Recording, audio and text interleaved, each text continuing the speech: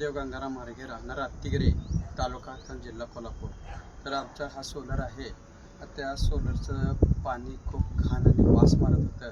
मी Mahavir enterprises यांचा इंस्टाग्रामवरचा video पाहिला क्लिनिंगचा आणि त्यांना बोलवून घेतलं आणि त्यांनी या ठिकाणी येऊन अतिशय चांगल्या प्रकारे क्लिनिंग करून दिले आणि सर्व पूर्ण घाण आम्हाला दाखवलेले आहे.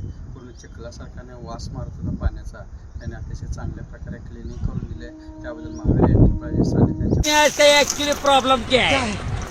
इसका पूरा गियरबॉक्स बाहर निकालना पड़ेगा.